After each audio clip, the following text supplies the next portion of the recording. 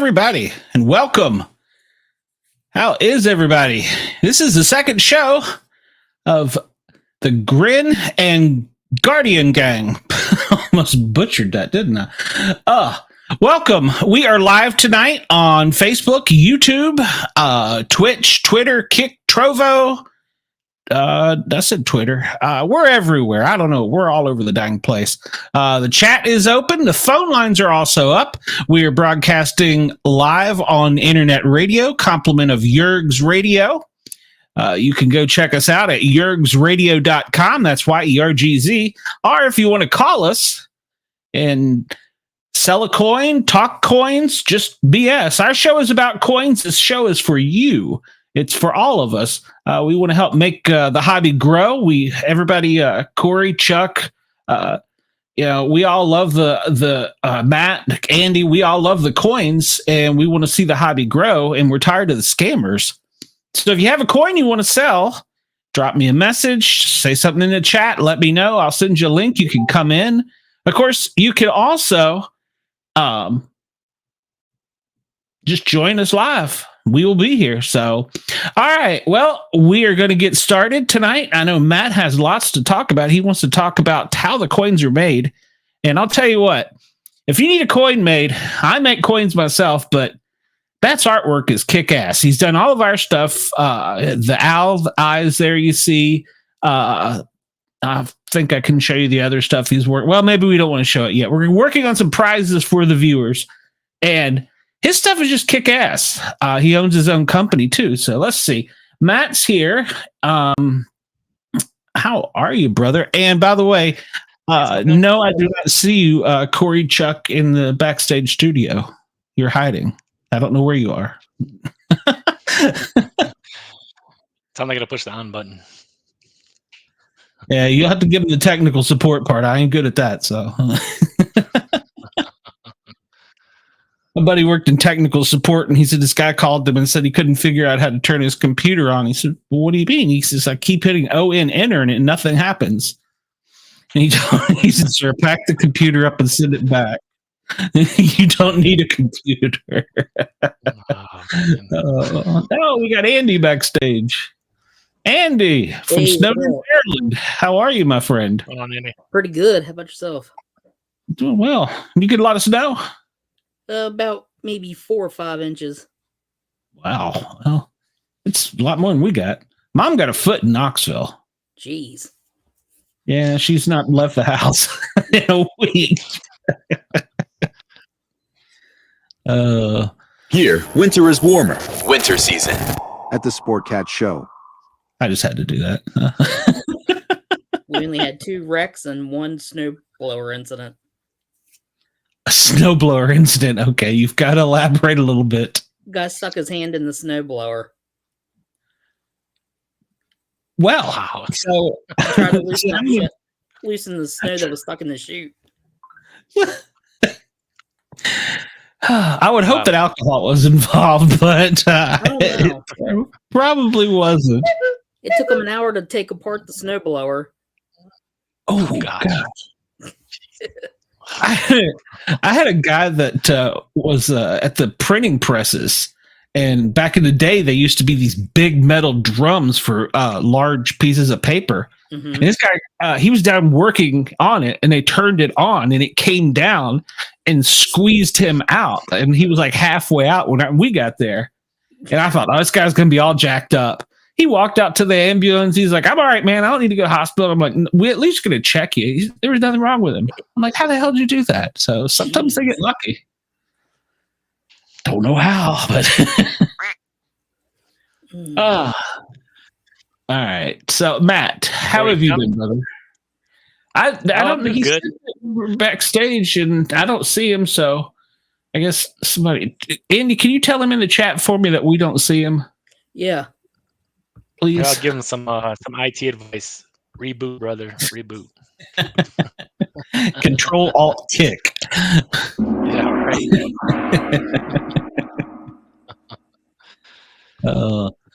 Well, hopefully tonight I had sent some messages out to some people to try and get them to come on and sell their coins. Hopefully they will. So hopefully we'll get some good stuff here after a while. Awesome. If not, we can run the show. This is our baby. All right. Well, I guess we'll start then. Corey will chime in once he gets his computer running. I think he was using his son's laptop or something he did last time. You might have to consult him. So, all right. Well, we'll start it out. So, yeah. So last week we talked about the history of the challenge coin. We talked about where they came from, why we have them, what the hell they are, right? Why do people carry them, and what's so special about them, right? What gets people so interested in this hobby? So just a brief thing we talked about. So during World War I, there was this officer. What was his name? I can't remember. His lieutenant. He had all these gold coins. He just given out to his guys, and then one of his guys got captured, and he escaped. And then he got back to. There he is. Hey.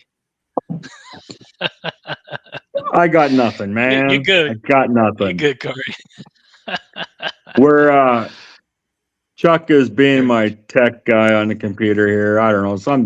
I'm on my phone currently. I don't know. Keeps logging into his Hell phone. yeah. Man, Don't even listen to him. There it is. Oh man! All right, so like I was saying, as Corey just popped in there, so we're talking about the history of challenge coins, right? Where they came from, all that good stuff. There's a let's see if I can find it. The very first challenge coin came out as like 1954 or 7. This is really, really old. But yeah, again, so the reason why we get into this hobby, what's so special about them, we talked about how they evolved, right? Just like the dinosaurs. Something was, something very simple is now turned into a trinket, if you will. Some baby Yodas or helmets, whatever they got, right? But there is a reason behind the madness, right? There is a reason why people love these things, and why we have probably ginormous collections, like walls and walls full of them. So that was the last part we were talking about in the history. Today we're going to talk about how these coins are made, and it's actually a pretty cool process. If you just Google, how challenge coins are made, you can get a cool YouTube video on it. But the process is it's actually pretty cool. So what we'll talk about. So first we'll talk about designs. At the design level, right? I have a working knowledge of Adobe Photoshop, pretty much Adobe products. Not so much as Glenn over there. He's a tech savvy guy, but it's okay. It's all good. So we'll team click, right? Because everybody's good at something, right? Like getting good prices, right, Corey? On challenge coins. So that's how we do it, man. We all work together. He won. He won the contest. He did win the contest. Corey, I bow to you, bro. I take my hat off. I'm hitting them up on the patches right now too, so we shall see. Yeah. So for everybody tuning in, we are thanks to Corey, we're gonna get some badass coins coming in. We're gonna have all the Grin and Guardian gang written all over it. So make sure you tune in when we get those. That'll be fun. So real quick, I'll share my screen over here. I'm just gonna go over we're talking about the design process. So for my company, Luminary Strike Design, we're starting to get into the why, right? So I'm in the military. I'm a U.S. Navy chief, 21 and a half years, about to retire. They say retire, but I really retire. You're just going over to the other side of grass.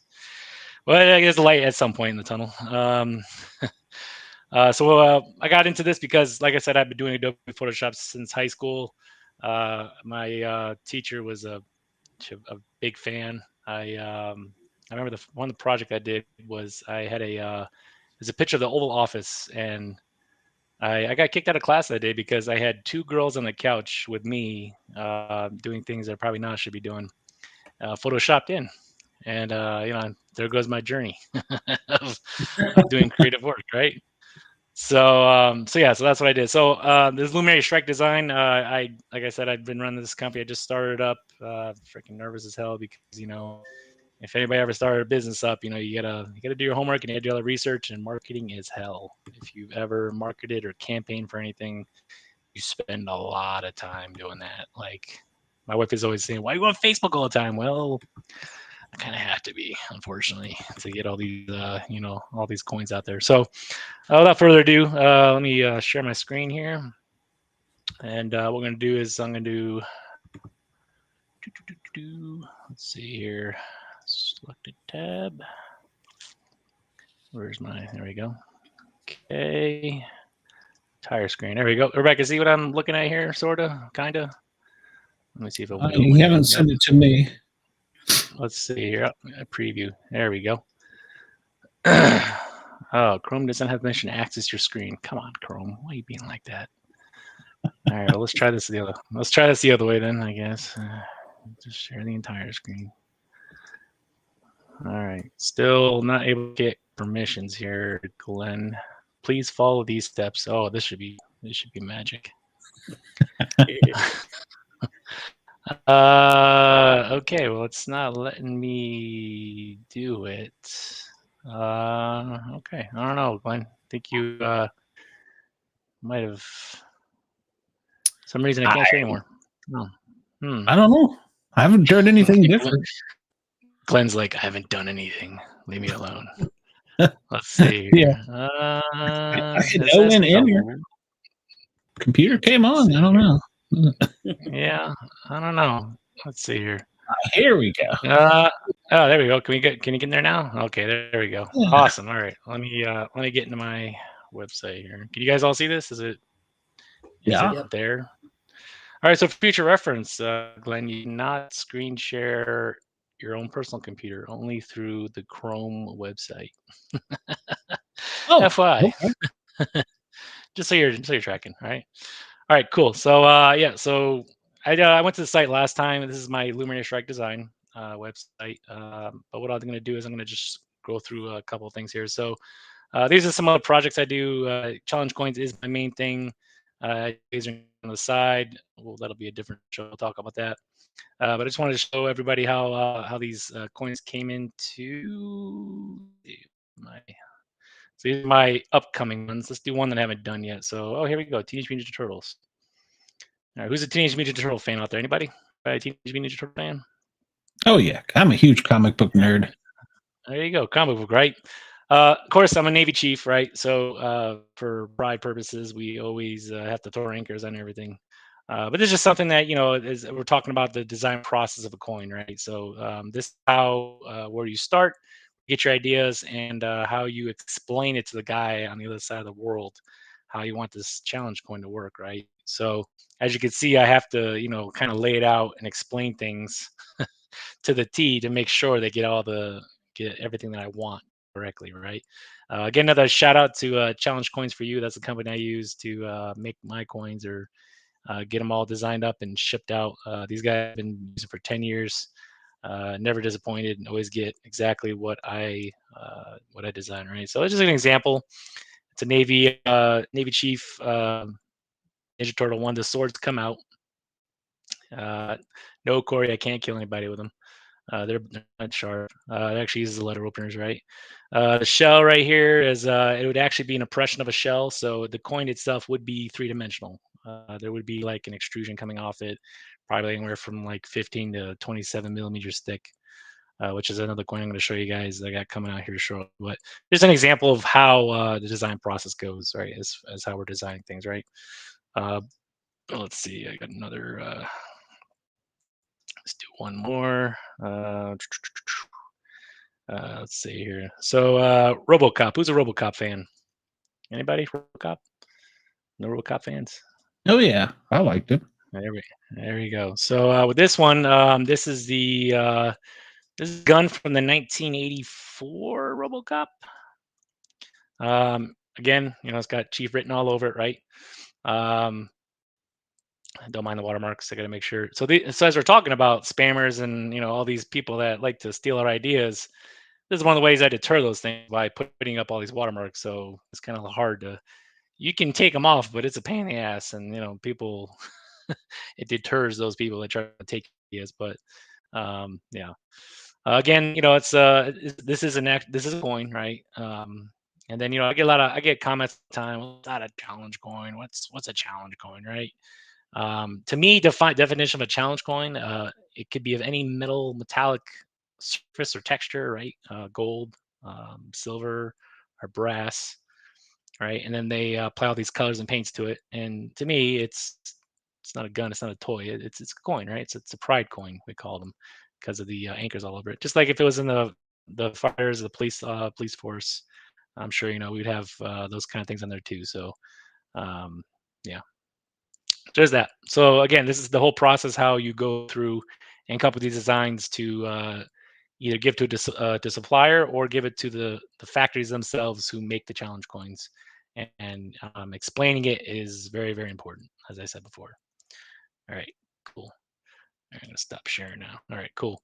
All right, and now let's talk about. So I get the design, right? So now I want to give it to my guy.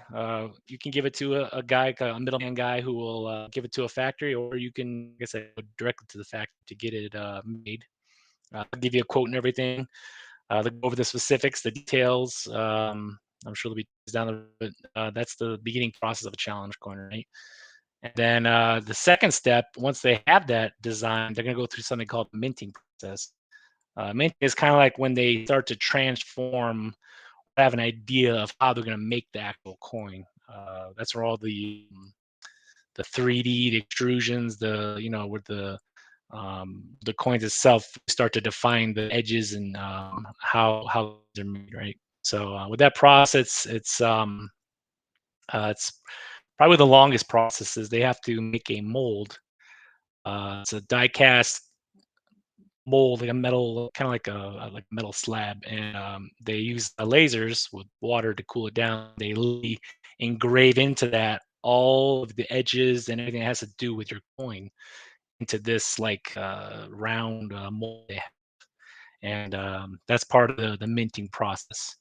And what they do after that, they usually have they have a long sheet of metal. It's very long, and it's like kind of like a stamping process, if you will. The metals that most factories use are kind of like soft metals. They're not really hard. And what they'll do is they'll feed the sheet through this like huge stamp machine where they'll just continually just keep punching through that metal down through the base plate into the mold that they make. And then after that, it pops out, and now you got yourself a challenge coin, right? At basically without the paint and everything that you have. And then they go through that, and then they make sure they quality control is everything. You'll probably hear that a lot. They want to make sure they're getting what you want, right? When you design something, so quality control is huge. But after they go ahead and do the mold, they get the stamps in. That's when they start going through. There's a couple of processes they use. Have you guys ever heard of what's it called? It's like electric plating. You guys ever heard that? Gold, silver plating. You hear that term? It's like a big batch of like silver or gold, right? And they just dip it into there on these like little like hooks, and they charge with electricity, and all like gold and silver sticks to it. It's kind of how you get the coin that I have here. It's a Nintendo cartridge. So before, this whole coin was oh, my blurry is going crazy. Hold on a second. Blurry off. There we go. There you go. Yeah. So this is actually a silver coin. It's silver. It's not gold. The whole coin is silver, but this whole coin is dipped into this vat of gold, and they charge electricity, and that process, electrolysis, it sticks to the coin, and that's how it's basically painting the coin without actually picking up a brush, which is pretty cool. Most coins are made with the silver plating or gold plating in that sense, right? How they do those kind of things. It's pretty cool. Same with my the golden gun that I sell from my store, right? This is gold plated. It's it's silver underneath, but they electrocute it, throw the gold on there, and then they buff it out, make it look really nice. So that's how that process goes for that. And then after that, it's pretty much depends on what you want in your coin. I think I briefly talked about UV printing in the last show. If everybody's not familiar with it, it's a process of basically printing ink onto the coin, but in a very fast process using a UV light. It basically drops the ink on the coin and then uses a UV light to actually dry it really fast. which is really cool. That's kind of like the next level of challenge coins, right? Because traditionally we're used to, if you look at the old coins, they have enamel that they just painted on, or have a machine that fills in these little cracks with all the different colors that you want on your actual challenge coin. UV printing's nice. It is faster. It's a little more expensive, not on our end, but on the factory's end, because it uses a lot of ink. But for me, the only downside is to it that it's printed, right? So just like if you had a glass which had like a frosted paint on it, right? You throw in the dishwasher, there it goes. It's like the paint's falling off or scraping off. So one of the ways they use to deter that situation is they put epoxy resin into the coin itself, so that we can preserve it. So if you accidentally scratch it, it won't remove that UV printing, and it'll last for a real long time. And then finally, then after that becomes again another quality control. I'll go through, count the coins up, make sure they're all exactly the way you want them, and then you should get a contact. You get contacted by your supplier saying, "Hey, here's a sample we made for you. This is if you like it, cool. We'll keep going. They'll knock out they'll just knock out 100 or whatever you want. A majority of them you have to order, I believe, is a minimum is 100. Just because they make these molds. A lot of places will charge you for a mold fee, but usually the molds are good for a few years. So you can come back and say, "Hey, I want more coins made," which is pretty cool.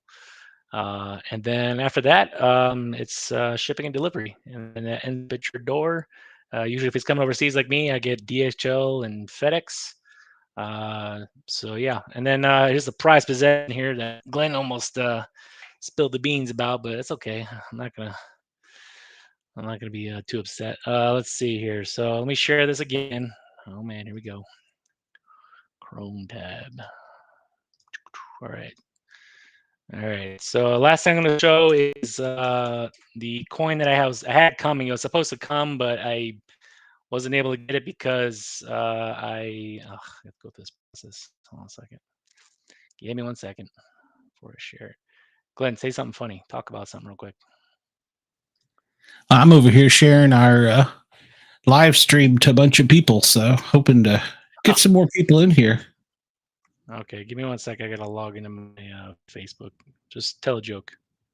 Tell a joke. I don't know a joke. Well, I know plenty of jokes. I don't know if I can air them, but I know plenty of jokes. Somebody say a joke. What about you, Corey? I know you got one. See here. Give me 1 second. No, he's quiet. We were talking to Andy earlier before the backstage, and he was telling us that it's snowing up in the Baltimore, Washington, D.C. area, and somebody tried to clean out their snowplow by hand while it was still on, and took them an hour to cut their hand out of the machine. Oh my gosh. So I don't know. I haven't read that call, but I've read plenty other crazy calls. Andy, did that person get flown out by any chance? No, because it was still snowing, so the helicopters were grounded. So they had to drive 2 hours to the hospital. Oh, that sucks. That sucks. That's horrible. Let's see. Who all do we have in the chat? We have Dina. We have Warren. Thought I saw Wendell in there, but I don't see him anymore. And somebody said my vape was going out over the air. I thought I was muting it, so I apologize.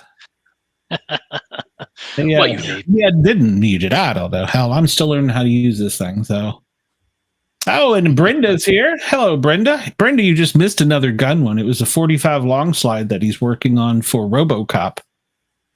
Oh yeah, that was badass.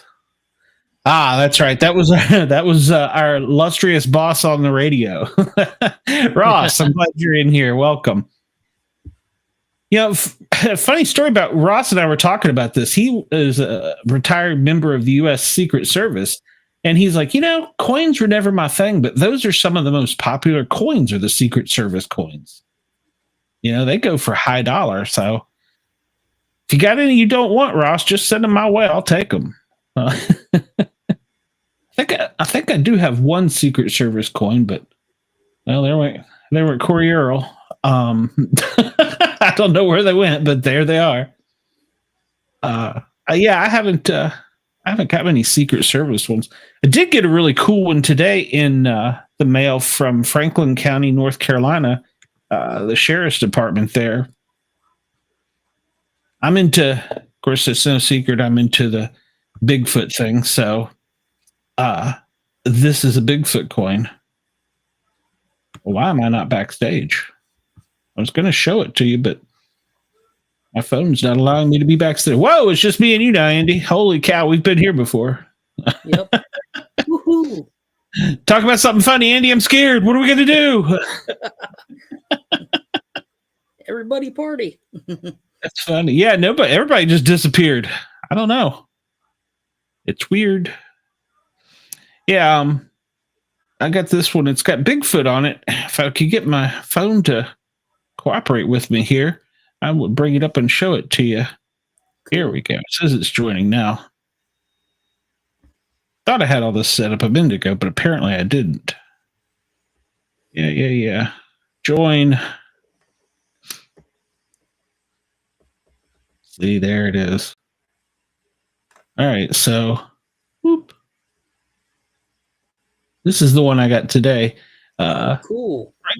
Franklin County Sheriff's Department. I like to collect the Bigfoot stuff, and I saw that one, and I was like, oh, I gotta have that one. Believe in yourself, even when no one else does. And then on the back, oh, cool. Office of Firearms and Tactical Programs. So That's nice. It's a pretty cool. That's a pretty cool one. I like it a lot.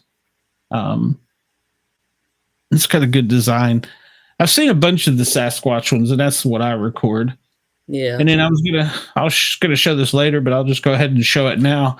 I have a few of these left. Rural Metro Fire, Knoxville, Tennessee. It's the current patch that they're wearing.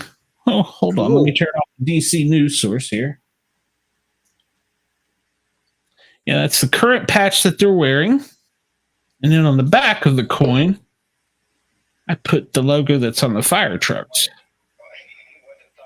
And a lot of people are going to ask, yes, the bugles are upside down. But historically, that's the way Knox County Rural Metro had them on their initial designs. So, I don't know why. I have yet to be able to get the answer why. So, if anybody's interested in those, I have a few of those for sale. That's neat. And then in the snow, engine 234 went off the side of Emory Road and rolled over. Everybody's okay, but this is their station patch. They're the jailhouse because they respond to the jailhouse all the dang time on medical jobs. So I took their patch and made it into a coin. Nice. And then on the front of it, this is the original back from the 1980s first patch that Rural Metro used. And as you see there, the bugles are upside down, which is really odd. So this one glows in the dark too. It's really badass. Cool. I got too much light in here. Dark. I do. I don't know why. It's a weird thing with me, but yeah, I like the glow in the dark stuff. Yeah, sorry about that. My internet dropped for us all of a sudden. That's all right. The water department cut mine off yesterday, so for no apparent reason, they decided to just cut through the wires. Horrible. All right, let me share this real quick, Glenn. All right, let me hide myself here. All right, what you got? I don't see it yet. So this is there it comes. So this is what I was hoping to get in the mail today, but unfortunately it didn't come. So this is the next best and greatest thing we got coming for Luminary Strike Design. It's a Terminator inspired challenge coin. Can everybody see it? Mm-hmm. That's beautiful. Yeah, 27 millimeters thickness. It's huge. And 3 inches. 3 inches. Yeah, that's something else. So that's just an example, right? So what I was talking about when it comes to challenge coins, like this is where we're at right now. It's not a simple thing anymore. We're not doing the traditional round coins anymore. It's people want more. They want something new. So this project that I did with this one took a little long to make, as you can see. They use what's called STL files. It's a CAD file. Same coin making process, but instead they have to do a couple additional steps to get that 3D extrusion like that coming off the coin. So these ones actually started pre-ordering. If anybody wants one, in about 4 weeks, we're going to get them on the www.luminarysd.com website. You can go ahead and pre-order them now. So yeah, get them while you can. Yeah. And I don't want to cut you off here, but welcome. I just got a message on Facebook Messenger. Thin Line Rock radio station, which is on Live 365. They just joined in. They're watching. Welcome to the show. If you'd like to carry us live on your show or your station, let us know. We'd love to be on the Thin Line Rock station and help out some law enforcement and fire department personnel with some coins and patches and stuff, and talk about the history of all this stuff. I have a feeling that we're going to stretch this to something further than just thin line coins. We're going to start ending up talking about military history, police history. Hey, how about that? Rock on. Thin Line Rock Station. We can talk about it. Awesome. We would love to have you. We are currently on Yerg's Radio, which is an internet radio station as well. And they allow us to have a toll-free call-in number. So we appreciate them as well. But Thin Line Rock Station, we would love to be on there. We're on every Friday night, 9:00 until we get bored with this. And then we just go drink some beer and talk backstage while everybody else is doing stuff. So Chuck and Corey, they're back. We missed you. Damn it. My kid ain't here. That's the problem. My 14-year-old is not here, and I'm struggling. I admit. Hey, I just got asked since the guys got you online. What size patch do we want? Oh, wow, that was quick. Hell yeah, Corey working out. I don't know. What do you think? 3.5 inches or something like that? Do you want 3.5 wide by 2? 2, yeah. I guess whatever make it look so it wasn't stretched out or anything. Yeah. If you could stick it in 3.5 by 2, and I'm requesting PVC and Velcro. Just FYI. Hey, ask him if you can get it to glow. Not pushing that. Oh, come on, man. Push that bubble. If I lose you, I'll call you back. I'm on my phone, so just give me a sec. That's all right, man. I'm trying to pick up sponsors here. I got the Thin Line rock radio station, and just a live show. Nothing to worry about. Nope, nothing at all. Well, Carry on. What? You could always blame Chuck for it. So it's Tiny's fault. He broke it. Tiny's fault. Oh, amen. Totally Tiny's fault. Well, you need to tell your 14-year-old they're not allowed to go out on Friday nights. They've got to stay home and take care of the IT for us. He went to the gym with his mom. Ah. I don't believe in that, so that's why I'm here. There you go. Yeah, my son still does my IT for me. He is in Vermont, though, so I'm like calling him going, hey, help me. So, I will never admit this to my son. Just saying. 10-second delay and pause buttons can save our day. Yes, they can. Yes. Well, you might have to give me that software because my button doesn't. Where is my button? It doesn't necessarily cover them. It'll just make a noise over them. So still say the word, but I could hit squirrel. I don't know. I got too many buttons over here. Yeah, way too much fun over there, Glenn. I do. So it's just what it is. Well, I have this for the other shows because I do all kinds of silly things for the other shows. So, yeah, this is what we'll do for when Chuck's entrance comes in.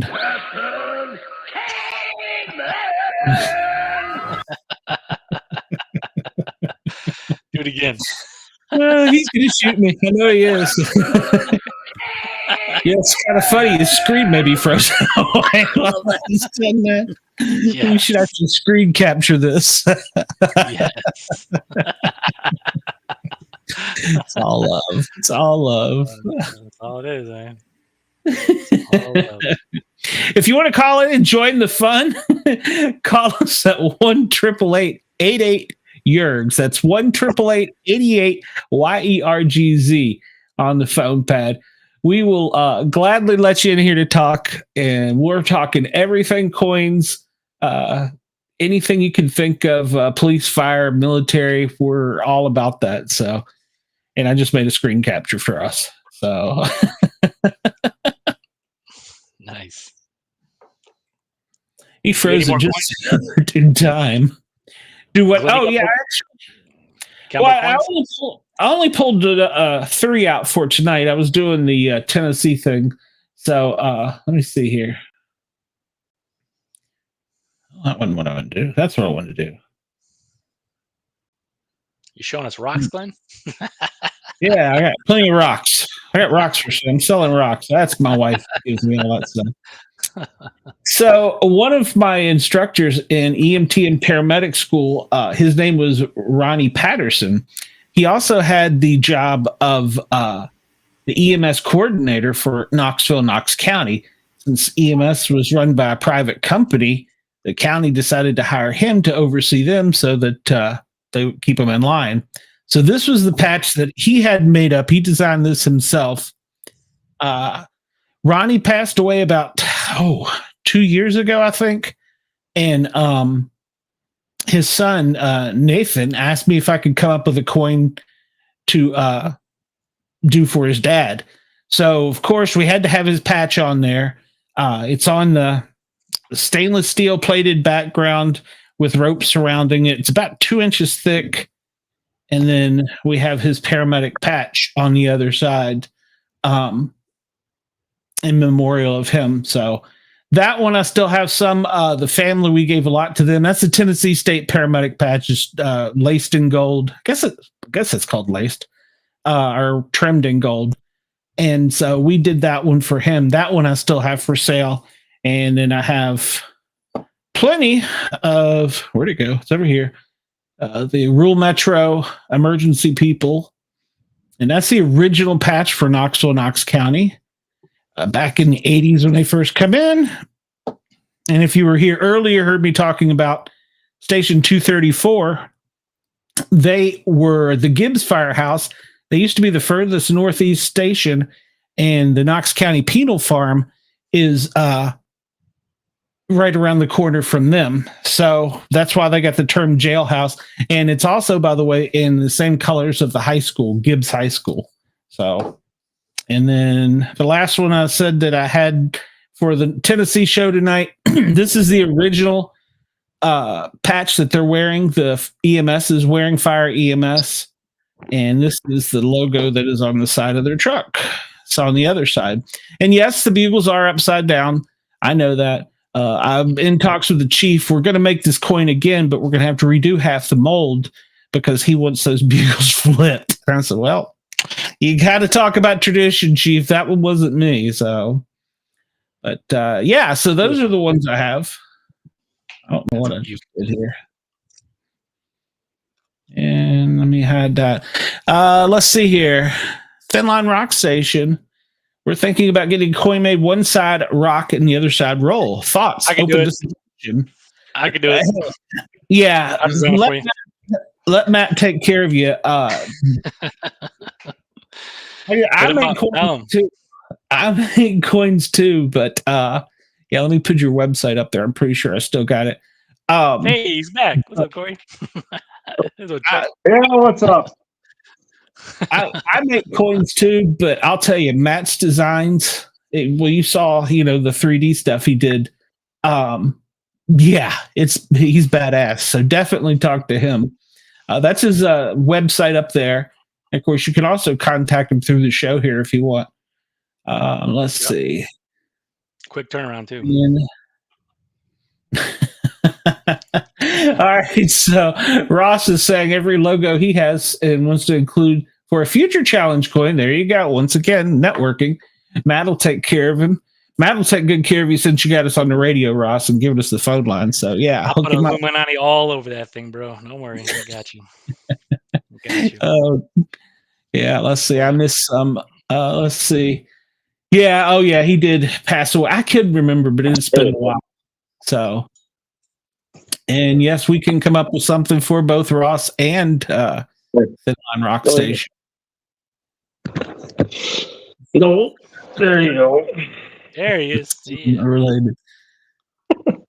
Welcome back. We miss you. Hey, that's kind of sexy on you. So, Thank you.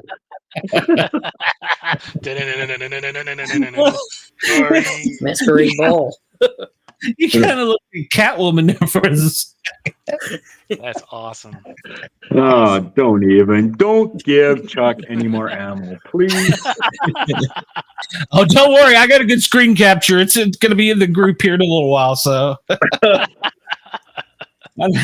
don't know if you heard the intro for Chuck or not, but Perfect. So did you all get any more snow? I know that snow was coming through the Midwest. Did it knock you all out too? It's snowing again tonight a little bit. Yeah, we probably got probably 4 or 5 inches over the last couple days. It's cold.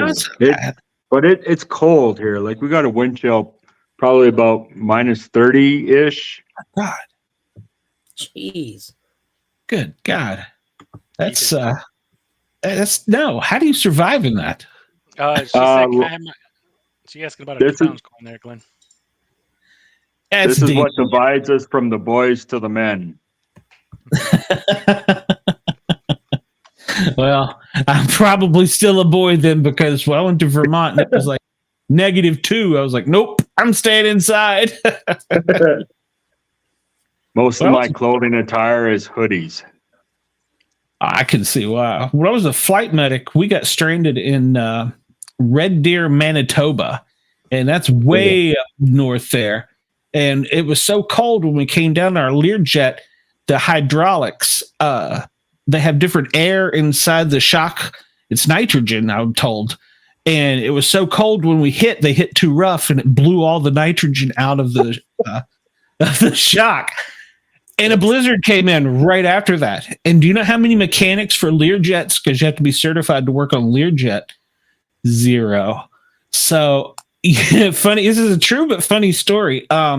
If you remember on the Weather Channel, they used to have a TV show, Ice Pilots or something like that, where it was a company that flew around supplies to the real far areas, and they did medical stuff.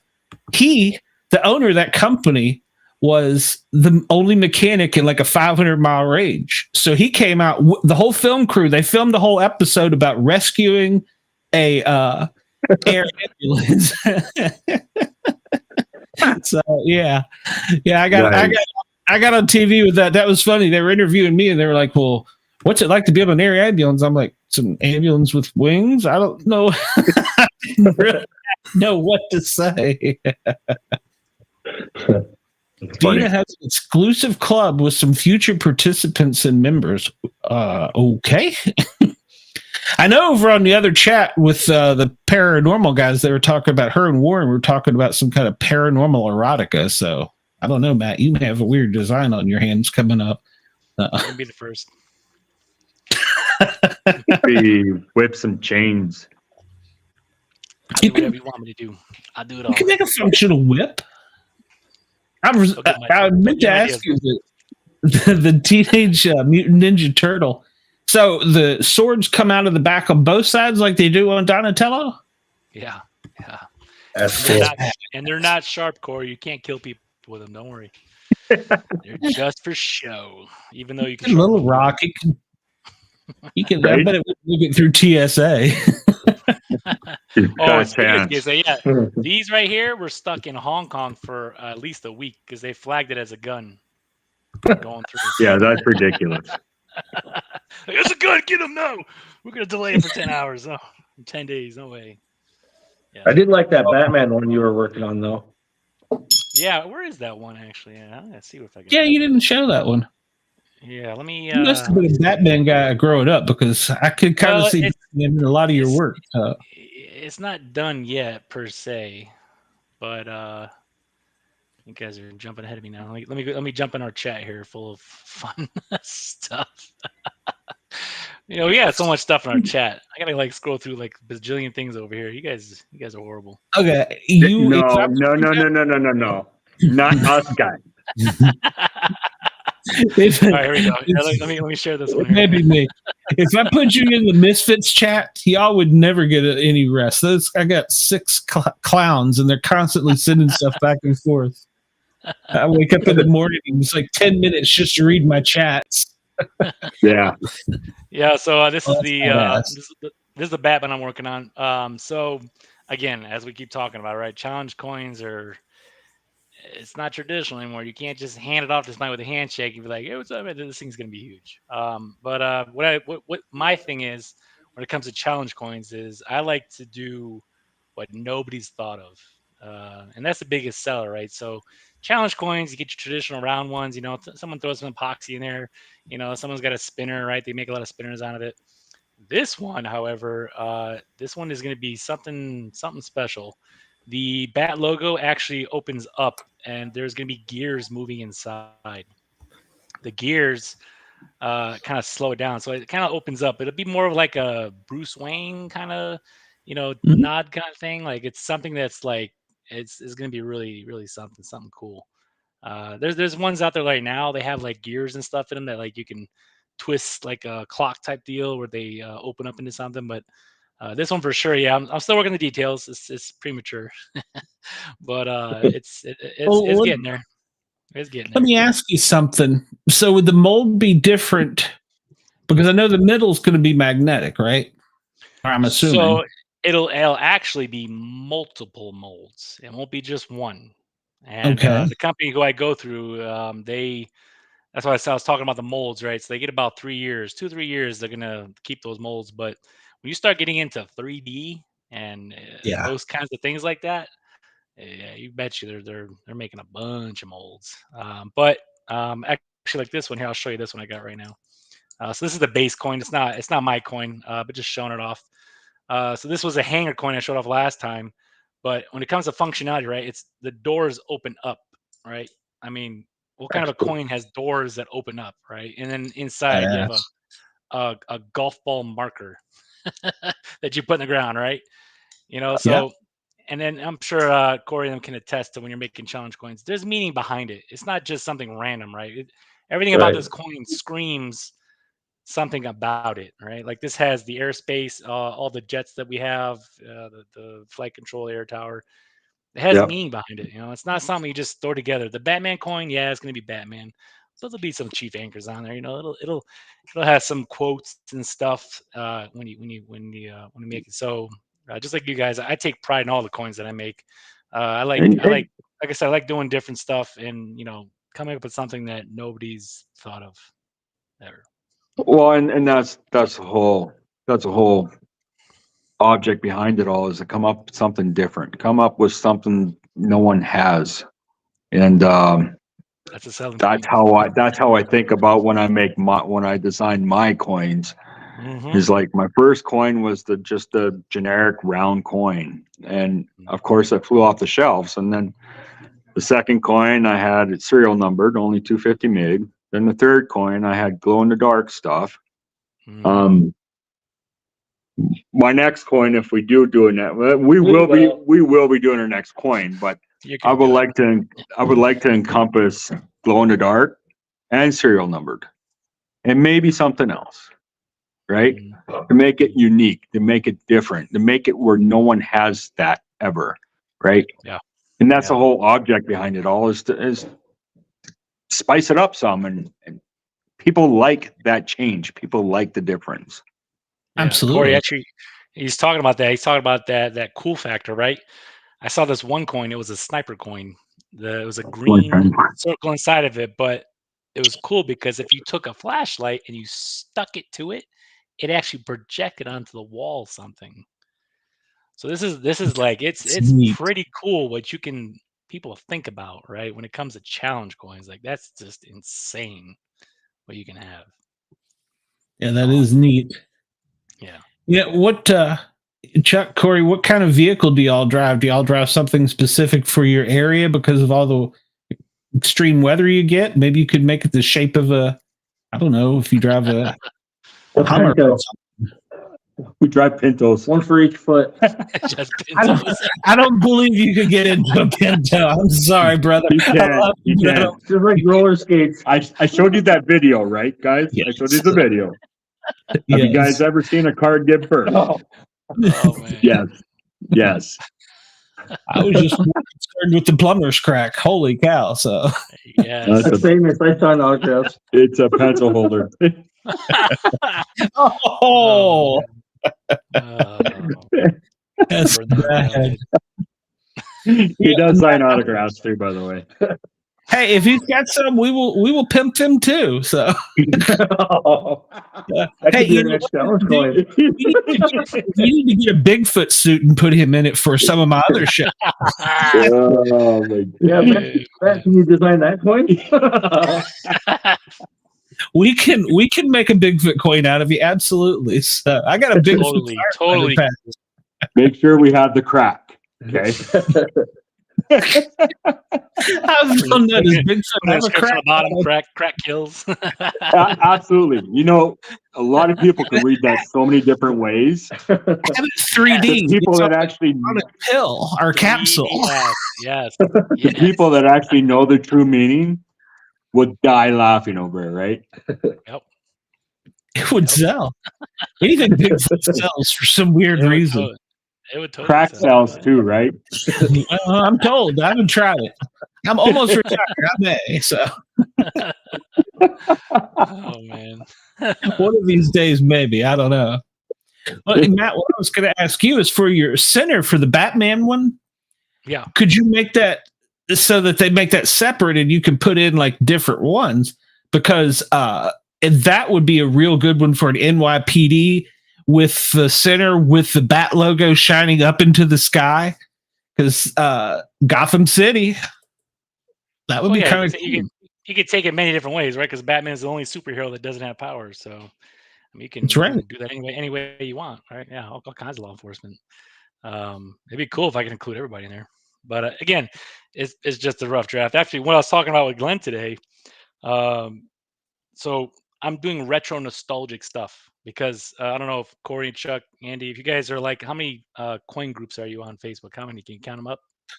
How many groups I think I told you the other day I had 19. I'm on 19 different ones. You have 19. What about you, Glenn? I honestly don't know. I had been two. Yeah, I had been two. I was thrown out of a couple, but most of them I'm a part of 27 Facebook groups that literally deal with challenge coins. And when I started my company, the first thing I was thinking was like, okay, challenge coins. Everybody makes challenge coins, right? But I was like, okay, what could I do to really stand out? Like Corey was saying, it got to be different, right? Your thing has to pop. It's got to be like, wow, like nobody has that thing, right? So I did some digging and I was looking through retro stuff, right? Like, Ghostbusters, Teenage Mutant Turtles, Rugrats, right? All the stuff that you had when you were a child, Nintendo game cartridges, right? Stuff that you remember as a kid. And I was like, well, let me see who's got it, right? And of course, in all the posts, they usually put the words ISO, which means in search of. So I did in search of Mario, in search of Back to the Future, right? So that's the thing, like that's how I thought about it. I was like, well, if I can make these retro nostalgic things, they're going to sell because you can relate to it.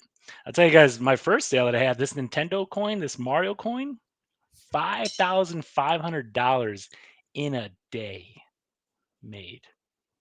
Easy, right? Granted, it was most of the Chiefs, the groups, but you got to tailor to who your customers are, right? Because everybody wants challenge coins. I know he's going to come in your shop and be like, oh yeah, that's exactly what I want, and pick it off the shelf. So you got to make sure you tailor to who is going to buy your challenge coins. So that's just to throw a little tidbit out there when it comes to challenge coins. You really got to find it. And that was a big part of me when I was designing my challenge coins. You don't see very many probation and parole challenge coins. Ever. No, you do not see them. No. And people really aren't interested in P&P coins. To be honest, they're not. Nope. So that's why we kind of spice it up. Well, cops are no different than anyone else. We all like uniqueness, right? Mm-hmm. And that's why my second coin, I threw it out there and made the buffalo skull. And then the third coin, the shape of Montana. It relates back to the shape of Montana. They don't care what the badge number is or the badge is on the coin. They like the cool idea. It's the shape of Montana and the barbed wire around it. Yeah. Who is your highest customers for those coins? Who bought the East most? Coast. East Coast. That's crazy. It is. Coast. I've shipped. I actually shipped some coins over to Ireland. Wow. Over to my friend in Israel. He wanted that coin. And Switzerland. And I would say probably the majority is on East Coast. Mhm. You guys like Montana for some reason. I have no idea why, but They probably moved out of state. right, yeah. Like, oh, the Montana. Oh man. But yeah, no, it was. I first thought of that because looking at all the challenge coins, you don't see probation parole. Very rarely. Like I've been trying to collect P&P coins since I started doing this, and I have maybe 6. They're just not out there. They're not out there. Yeah. But cops and even firefighters back east, they bought in my challenge coins just because of the shape, or they like the buffalo skull or whatever, right? Well, and they do them for events too. Like I have no interest, have never been to Miami. I'm not really a huge fan of Miami. I mean, I like Miami Vice growing up, but the aliens in the mall, they made a challenge coin for it. And I was like, oh, I got to have that. Don't know why. Got to have it. Bigfoot on it. Got to have it too. So, and then the fire EMS, there was a paramedic that lost his shit on the radio. It was his time to get off duty, and they had already given him like 2 or 3 extra calls and hold him on duty.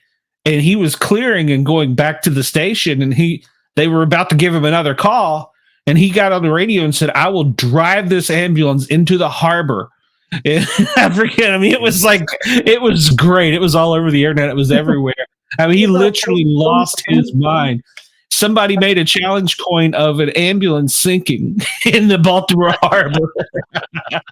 Oh man. Did you guys hear about the cop? I believe it was Highway Patrol in Maryland. It was his last day. He was retiring at the end of that shift, and he pulls a guy over, and this guy started giving him grief. And he literally dropping the F-bombs and pointing his finger at this guy. Like he really didn't give a shit because it's his last day, right? He's done. He was done. They made a coin for him. What? Should have made him. It is crazy. My wife is just looking it up, right? It's you Easterns over there, man. Nothing happens on the West Coast. It's all Eastern stuff. Yeah, you're right. We do it over here a little easier than most.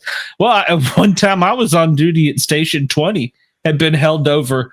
It was already about 24-hour shift, was a 36.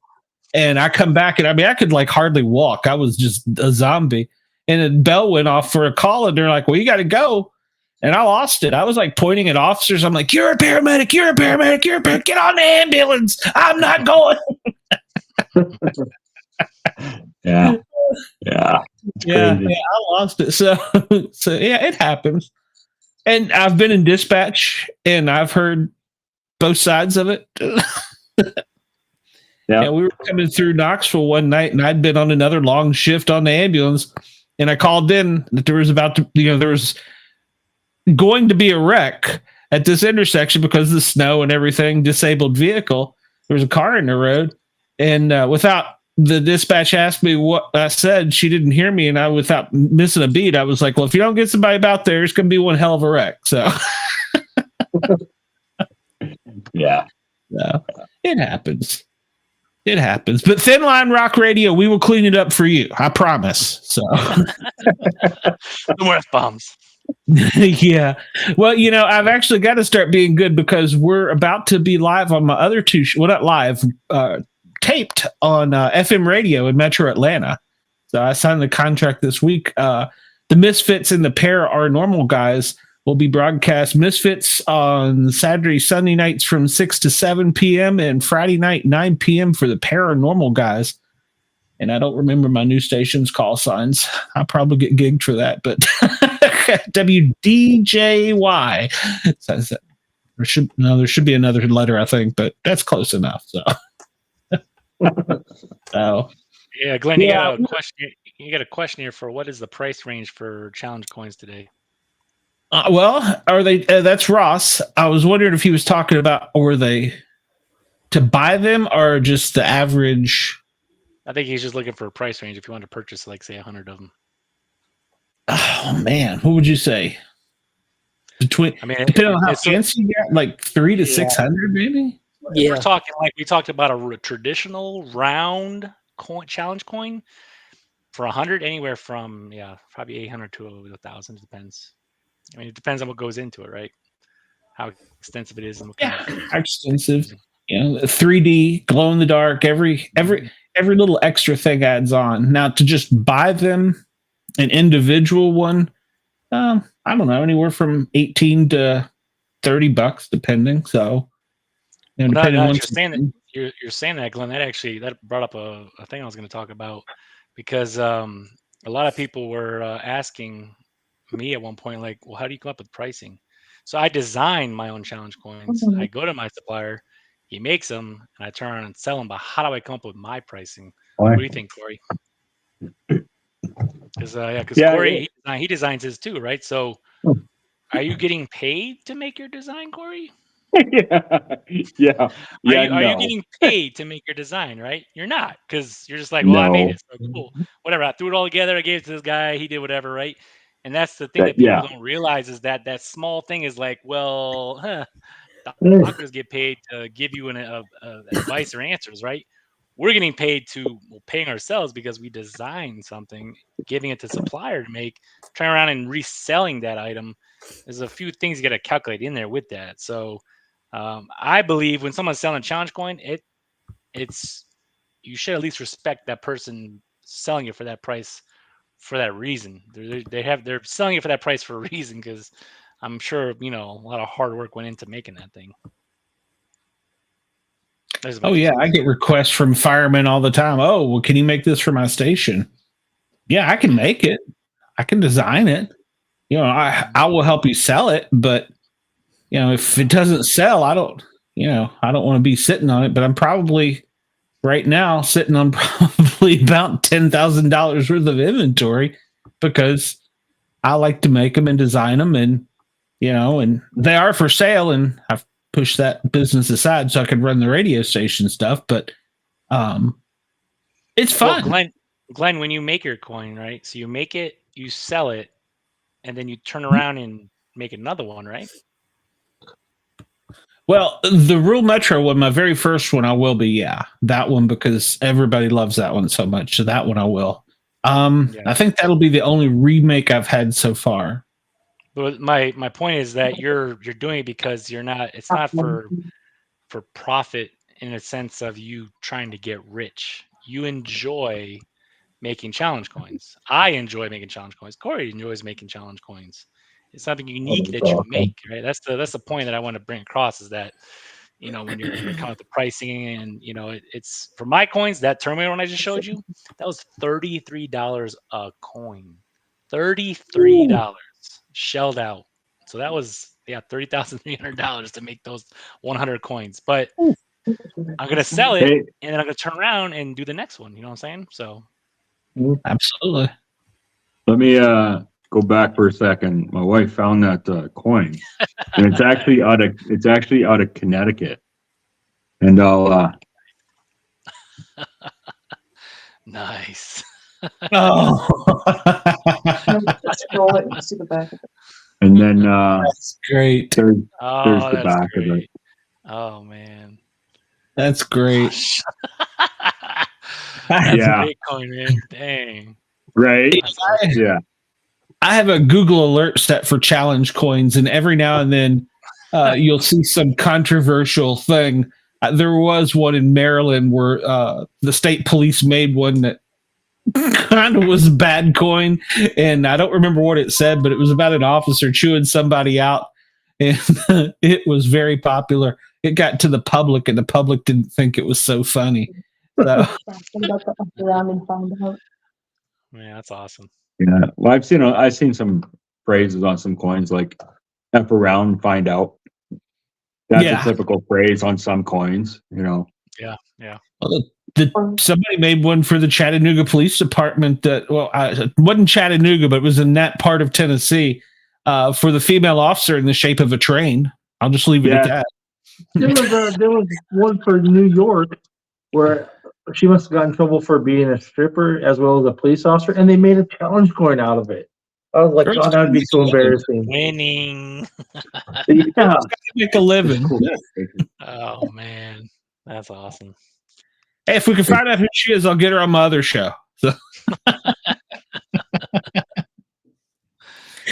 Dina is right. She was a dispatcher at 911 for many years. The public doesn't understand our dark humor, so we have to kind of keep that down when we're not in public. So, and it's not that we find joy or anything in somebody's pain, suffering, or getting arrested. It's just their stupidity that got them in that situation. Usually, I mean, putting your hand in a snowblower to clear the snow while it's on doesn't take a rocket scientist. Ways to die. Yeah. Yeah, exactly. I kind of live by I live in a glass house even when I'm out in the public, because Chuck and I, we both deal with so many different faces, and to try and remember them all is literally impossible. But when we're going on to the public, everyone recognizes you. Obviously, everyone recognizes Chuck because he stands out like a sore thumb. But it's one of those things where if you start acting like an idiot, People remember those days. people remember those days, you know? All the So things. it's one of those things. You don't throw rocks at a glass house, nor do you want to live in one, but ultimately we are. No matter how good you might do, they'll remember those days. One thing. Yeah, exactly. But when I was teaching EMT and paramedic school, this has probably been 10 years ago, so it's much higher now. But statistically, in a 24-hour period that they were on duty on the fire truck or ambulance, just driving around in their day-to-day job, they would be photographed over 200 times. Oh, yeah. Between the body cams, the traffic cams, citizens. So, yeah, you're going to get... We have people walking up to us with their phones, recording us frequently. And it's just...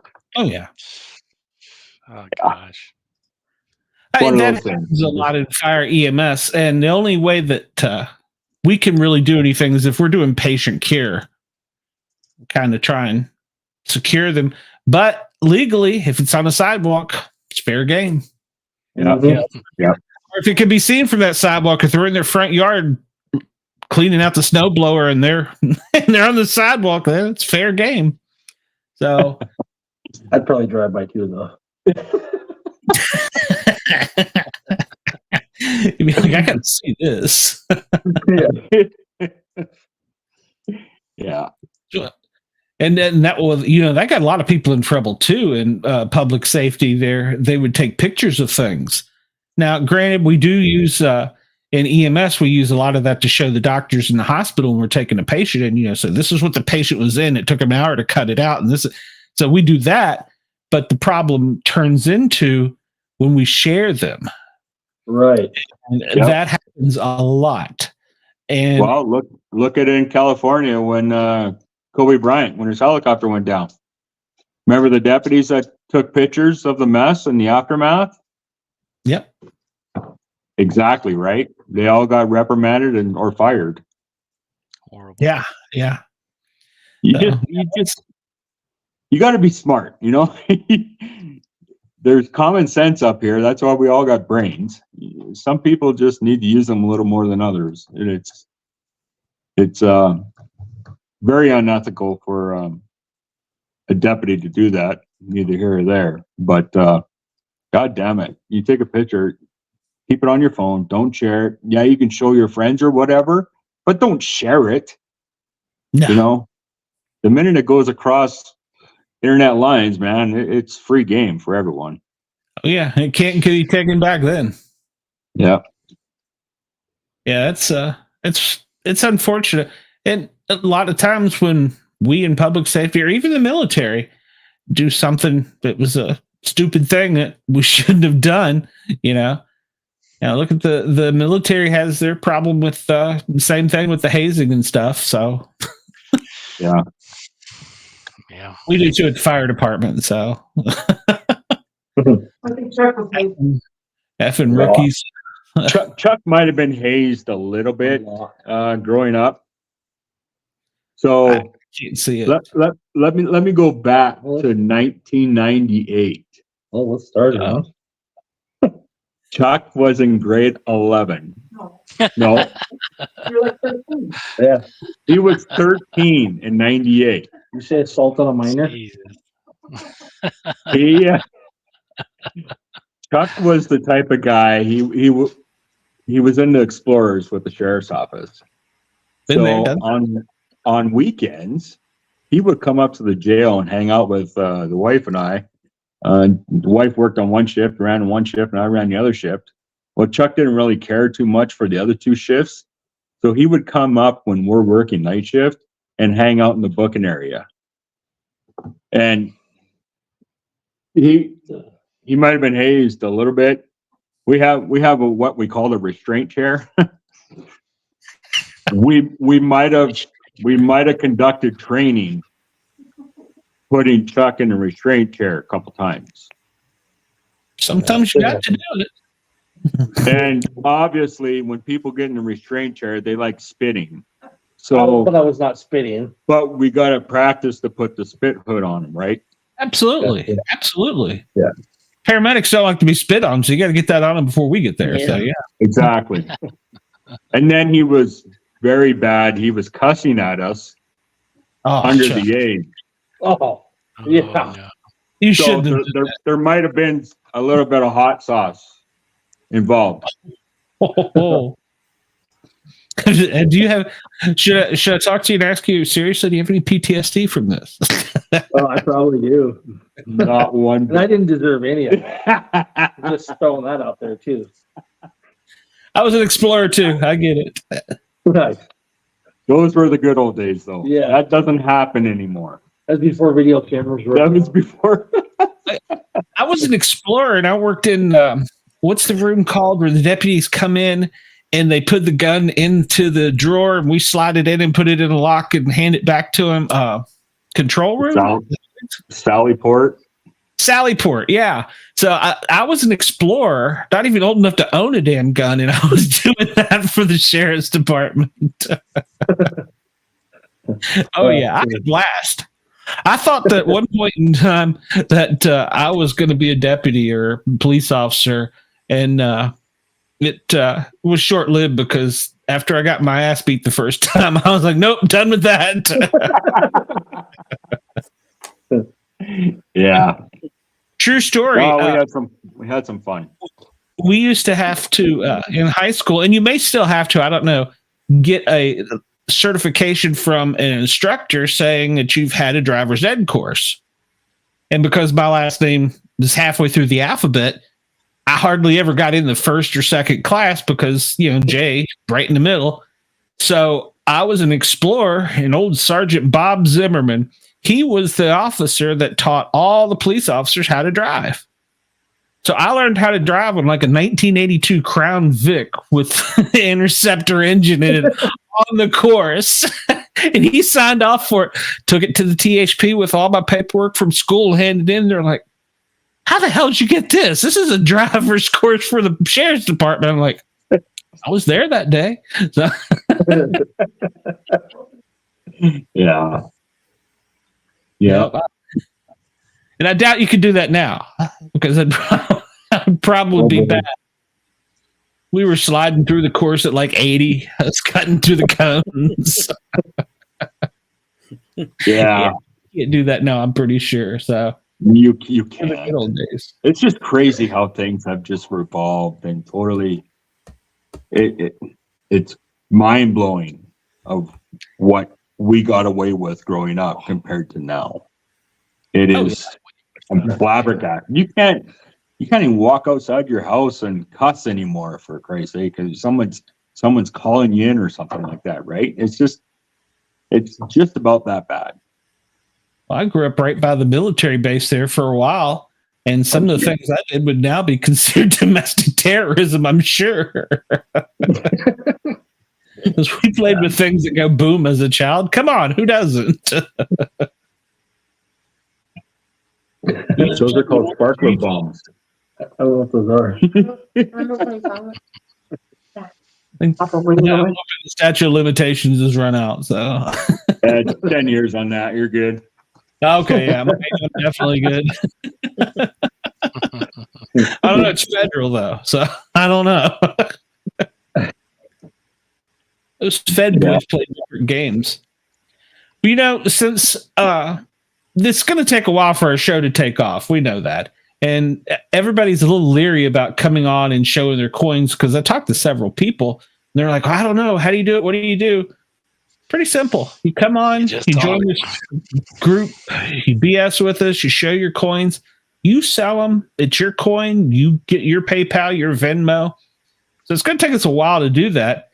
We should probably start having some people on here like police officers, firefighters, military, ambulance people, and kind of have like a little interview and a little ragtag conversation with just people. I mean, I was dead serious when Thin Line Rock Station came online here that I would love to do a show on their radio station. And I think this would be the perfect format. We can get people in here and talk about anything and sell challenge coins. Chuck will talk to anybody. So I'll talk to anybody. Really not a stranger. Chuck is very approachable. No. That I don't get. That I don't get. Just turn into QVC, Glenn. That's all we are, man.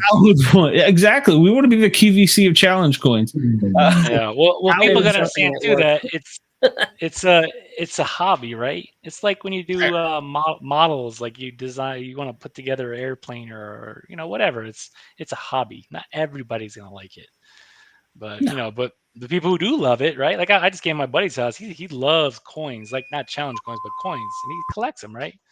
So yeah, you gotta tailor it to those people that love this stuff, that little, that want to see the next best thing. So I think it's a good thing we started this for that reason. I found one online. What's that? Oh, go ahead. Well, I found one online. It was like a United States Army in 1952, I think it was, Korean War challenge coin. And I was like, that is cool. Could you imagine where that coin has been? Yeah, exactly. Oh yeah, absolutely. Well, this is new because the thing now, if you're going to buy a challenge coin from somebody online, you ask them to take a picture with their name and the current date on it to make sure you're not getting scammed. Well, they're figuring ways around that. But it's funny you say that, Glenn. I just hit up a guy today for a Mandalorian coin. It was no shit. It was a Mandalorian, like the Bespin was the steel they got, whatever. And he's like, yeah, I got it for $25. I was like, all right, cool. Do me a favor, bro. Send me a picture with your name and the date on a piece of paper with it. Never got back to me. Really? Never got back to me. Never. I tried to trade a coin today, and I was like, hey, how much are you? This says for sale or for trade. He's like, well, I turned down an offer on eBay for $290. I was like, that's way out of my league. Not even close. And it was nothing fancy, you know what I mean? It was just kind of cool looking. But You could have turned them off for $20 too, I bet. yeah, Yeah. Yeah. So yeah, that's just how you gotta play the game. You gotta understand what the value is and everything, and just protect yourself. That's a good measure. You guys belong to that NYPD challenge coin page? I can't get it. I'm not a cop. I just got into that page a couple of weeks ago, I think. It is strictly NYPD challenge coin. You Glenn, can that only happened to me when trade you- NYPD. You can only list on that page NYPD. They are so active on that page. It is crazy. They're always doing pop-up sales, and first person that responds to this coin gets it. It's like a coin tree. You know what I mean? And it's just like, it's crazy. That's probably the most active page I've ever seen. There's a group, Corey. It's 8,900 people. It's a secret private group, like a damn fraternity, that you can only get invited by another person who's in this group to even. Oh, really? Yeah. There's a couple of them out there. There's probably more than 2, but I only got in because this Davey Seal I talked to, he hooked me up and he's like, "Hey man, you see your coins? Let me get you in there and check it out." But as you're saying that, there is literally like secret groups out there for this stuff. Challenge coins are a big deal. And then the other thing is too with challenge coins. I talked to my supplier and a buddy of mine who does woodworking. I was like, "Guess what the next best thing is? Challenge coin holders." Like the most, as a statistic, I can't remember the numbers, but there's people looking for this stuff, literally, right? And that's kind of why I got into the laser engraving business, because I was like, I got my challenge coins too, but I was like, what if I can step it up a notch, right? If I can do like challenge coin holders, and now I can laser engrave your mom's face on there or your name, and then all the places you've been at or something. You know what I mean? Like it's crazy. Yeah, this is crazy. I came across a challenge coin holder a couple days ago. It's actually basically sits on a Lazy Susan, but the Lazy Susan is motorized. Oh yeah. So you plug it in, so it turns all the time. But so the base. I found the base on Amazon. You could buy the base, the whole motorized base, for $45. Okay, and the base is it's 10 inches in diameter. So this guy's building this challenge coin holder, but it's tiered. So the bottom of the pyramid, it's like a pyramid, right? So the bottom, the largest part is 11 inches by 11 inches square. Then it goes up to like 9 inches by 9 inches. Then it goes up and all the way down to like maybe a 4x4. And then there's gaps in between each layer. So this base also projects light. So it acts as a night light in your bedroom if you wanted to, right? And I asked this guy, it's 11 by 11 and only 8 inches tall. And he's building them out of redwood. Oh, nice. How much do you think he's asking for this? Over 100. Easily. $250. And they buy it too. Yeah. They buy it. I'm sure they buy it. Oh, they're very only 8 inches tall. $250. But let's go back to the fact that, like we do, he handmade that. So yeah. I mean, you got to respect that. Yeah, he went to the store. He got the wood. He built it from scratch. So you got to give him a little bit of respect. But dang. Well, and you do, and obviously he's probably got the tools in order to do that, right? Mm-hmm. Yeah. If I were to go in and build one, it might cost me $250 because I'm going to screw up some cuts on some wood, right? Mm-hmm. I know that's just me. I'm gonna do at least one wrong cut, and that adds up. But the more you build, you're gonna get used to it, right? And you're gonna have a pattern, and then you can start selling them for your time and investment into making that. So this goes back to when I was telling you about making the design of the challenge coins, Corey. It's the same thing, man. I know I can knock a challenge coin out probably in like less than an hour. probably 30 minutes, right? And I'm not being cocky. It's just because I'm good at what I do, right? But you still have to think about, it's like a profession, right? You're good at this. You're selling Yeah. your talents, right? Like Yep. it has to be some kind of mathematical equation you're using. Yeah, it makes sense. It's just Yeah. like an artist. Yeah, just like an artist, right? Painter, Yeah. artist. Oh yeah, yeah. Paint a 3-year-old drawing and get thousands of dollars. There's a guy in one of my groups that he makes waving flags, and they look like they're actually waving out of, I want to say it's metal, but I'm not sure. I messaged Wood. him to come on the show, and I've people were reporting him because they were like, this guy's got to be a scammer, because he was only selling them for like $125 or something, which is a good price. And I was like, one of my other admins posted a message that said, please stop reporting him. He's a real person. I've talked to him. And I invited him on to our show tonight because I wanted to see his stuff. It's amazing looking. And yeah, it looks just like a waving flag. So, and you can put I've seen everything. I've seen I've seen quite a few of those waving flags. I've only seen wood ones, though. I haven't seen a metal waving flag. I have, but not a challenge coin holder. I've seen one actually just in the last couple of days.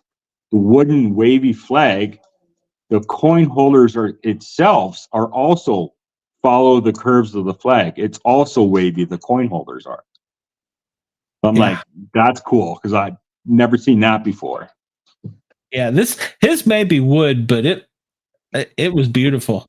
He was out of Michigan, I think, because I think he had the Michigan state flag, and then he had the shape of Michigan. The mitt has one as well. So I'm going to keep messaging. I'd like for him to come on the show because I'd like to know how he makes them.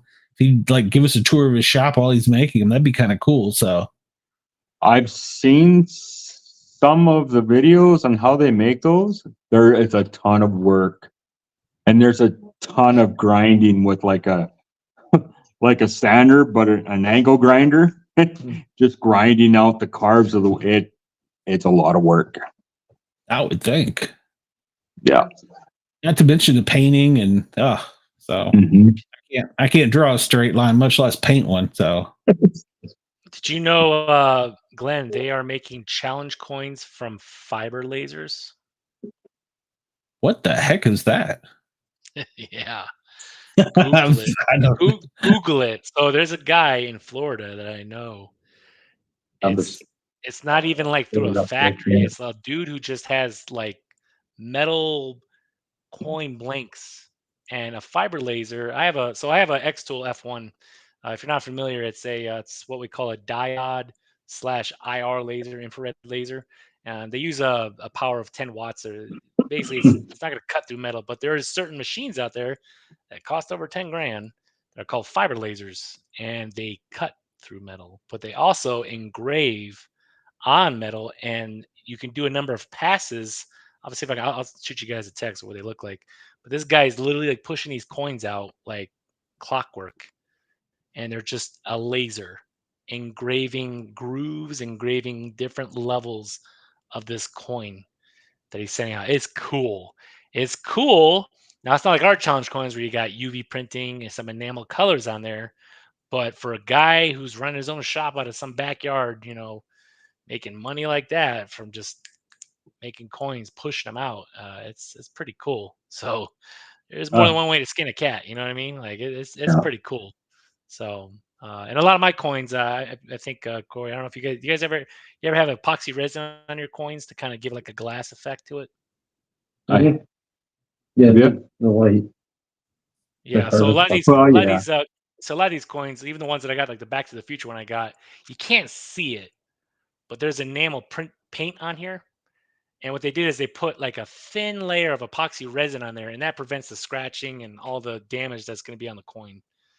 This coin actually, I was kind of disappointed. I thought they were going to actually like make it more concave and then fill it with epoxy to give it kind of like a glass effect. I mean, it's not bad. It still came out decent, but yeah, that's where we're at right now. Like it's crazy what you can do. And I don't know if you guys ever play with epoxy resin. That's some fun stuff. Yes. I've made coasters before out of that. Yeah. So well, speaking of that, you're talking about the poker chips. So yeah, poker chips. There you go. Well, actually, let's talk about those poker. Cool. Let's talk about those poker chips, Glenn. So you guys know the difference between clay and composite poker chips? Apparently not, because the ones I got from my other show, I think, are composite. And then you got screwed, brother. So clay is what they use in Las Vegas. Clay is more, what's the word? Aesthetically pleasing, if you will, like the feel and everything. So we're doing patches, we're doing challenge coins. I would love to do poker chips, clay poker chips. But a lot of these sites you go on, there's one that pokerchips.com, a couple other ones, they'll push them out like clockwork for like $1. It's like $1, $2 for just push out one coin or one poker chip, and they ship them out pretty good. Really? But yeah, oh yeah. We had a so on base with the military, we had a what was it called? The holiday party. We had some poker chips made, and they gave us a pretty quick turnaround. It was cool though, because on the website you can actually put your graphics and all the stuff you want in there, and they'll just print them out for you. It's pretty cool. Yeah, this is the one I had made for my shows, and I think it's just plastic. I mean, it's durable. That's what composite is. Yeah, So with composite, it's cheap because you can make it fast, and yeah, it's not really much to it. So yeah, they had a quick turnaround. Yeah, it does. When I was picturing the poker chip, I thought it would have like the little ridges on the end with a little, like the white area or something. But this is just I mean, I still like it for the it's not too bad. It's a preference. Yeah, it's a preference. Yeah. It's a piece of plastic. It's advertising. I plan on giving these out to on my shows, especially now that we're going to be FM. I'm sure there'll be more, but I'm happy with them. Glenn, since we're doing this, we should definitely do like prize giveaways and stuff, and give away some swag, brother. Oh, absolutely, absolutely. Because and that's what I plan on doing with. I mean, I even.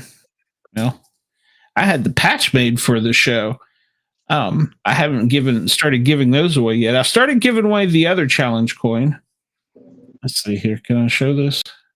So this is the PVC patch that I have made. Unfortunately, it doesn't glow in the dark. I was kind of disappointed. They said they couldn't make those colors glow. Glenn, you and the glow in the dark, man. I know. It's a fetish, I guess. So.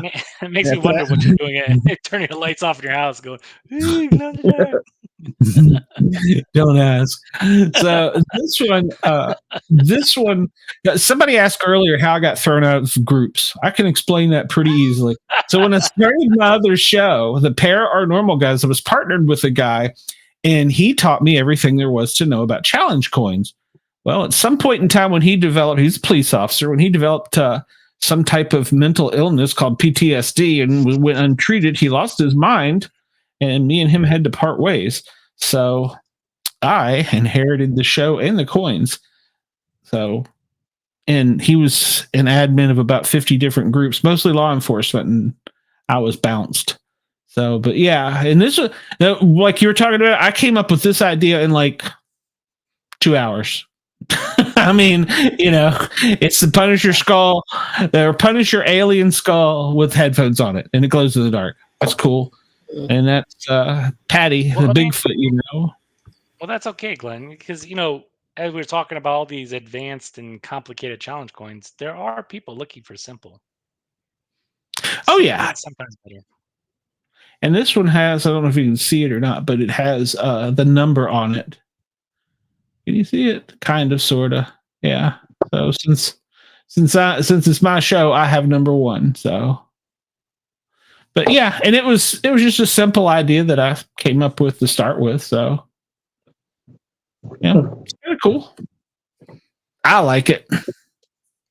Kind of it's nice to see. It's nice to have, like, I don't know about you guys, but like creating something and like seeing it come to life this is awesome, man. Just like with the Terminator one, like you look back and then like, you're gonna be cocky, be like, I made that. It's badass. Yeah. I'm sure Corey's the same way too when he gets coins, but it is cool, man. It's something that's cool because then you're leaving a legacy behind. Because like, who made that coin? Who's that guy? How's that guy? Yeah. Well, we all got kids too, so they'll get it. So yeah. And that's another one of the cool things I think. Well, like the memorial coins, I made for both my sergeant and my paramedic instructor. Those are going to be around forever. And in fact, the one for the instructor is hanging in the college where he taught. They framed it and put it up. They bought two, and it's double sided, so it'll be there forever. They got like a wing named after him or something. So that's kind of cool. Yeah, that's cool. Yeah. That's awesome. Yeah, it helps you remember people. So, and if the other thing, and in the fire department, we're big on station patches. Like each station has their own separate patch. So that we're kind of, that's our patch. That's our pride. So yeah. Absolutely. I'm sure it's that way. And I don't really know if PD does that, but I know the military does, but. Yeah. Yep. It's true. Yeah. Well, I was hoping somebody would call us in. Let me check the messages here. Make sure I haven't got anything. Let's see. Got that. And it doesn't look like anybody sent me any messages. Well, what do you gentlemen want to talk about next week? Any ideas? We talked about the history, how they're made. Are there any historical coins that you can think of right off the top of your head? No, but we could, if you want, we could do like our own collections. I have my own collection I'm proud of, and I'll be more than happy to show that off. So you can go over why it's a hobby, because I'm pretty sure everybody's got a unique one. Everybody's got that one where it's like, what? Are you kidding me right now? And have you all got unicorns? Ones that are out there that you just haven't gotten yet, that you can't find? I am trying, Glenn. I'm trying to get that White House one. Oh yeah, you're trying to get that one from me. Is that the one you're? So I designed. My buddy, he works in White House comms. He's part of the one of the strategic guys in there. Who I don't know how he got that job. He really got lucky. So I designed a Harry Potter themed coin for him, which is pretty awesome because, like I told you, with the design process, they use that 3D process. And I don't know if you guys are big Harry Potter fans. It's got the Gryffindor shield or whatever it is. It's all like extruded out, and then it's all back. It's all UV print on the back. So I'm actually working on their command coin right now, actually. So I'd love to get one of those when they come in. So. Yeah, well, that's the other thing. I did one for the FBI up in Pennsylvania, and I couldn't have any of the coins. They're like, yeah, you can't have any of these. I'm like, I would love to get a Top Gun. I would love to get an Area 51. I would love to get the White House. Right? These are promises I would love to have. It's hard to come by, unfortunately. But somebody told me that every president has their own challenge coin that they have made when they come into office. Is that true? That is true. Yep. Yes, it is. How do you get that? I don't know what Joe Biden's is, but you gotta know a guy who knows a guy who knows a guy. I guess I don't know. Yeah, I was gonna say, how do you get this? That would be. We did it, Joe. Oh, sorry. You did it. I won it. Perfect timing. Sure. Well, she should sleep too. I don't know. But yeah, I would like to get one. What a stupid son of a Of bitch. Joe Biden. You want a Joe Biden coin? No. I would rather have something more like. That's more like. There are actually what do they call it? Humorous ones, made up ones of like Joe Biden, and I've seen some of them. I wouldn't pay for it, but there must be a market for it. There is. Seen a few of them. Mm-hmm. Yeah. I would buy the Trump. I would get that one. There's always Wait, the one where he's in jail or the one he's out? You never know. Get his mugshot on one side of the coin Yes. with Yes. bars going between I'll his face. design that coin. Oh, man. That would be badass. That would be badass. Oh, Trump. man. I just hold on here. What did Ross sent me something here? Well, I think did I send you guys that one thing?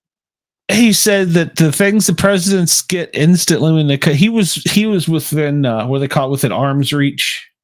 Yeah, he was I think he had both the Clintons, the Obamas, and I think he had Trump as he was retiring.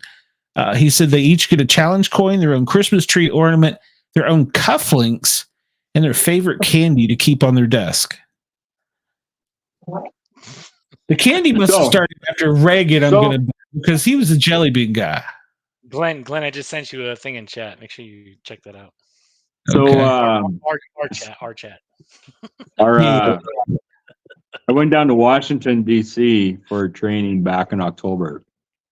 And I took a night tour of all the historical sites. And our tour guide he works security over at the Capitol. He's been doing that for 20 years. He literally just found out as well, a month prior to October, that there's the one and only McDonald's, which is a half a block from the White House on Pennsylvania Avenue, that is open 24 hours a day. And that is the only McDonald's that feeds the White House.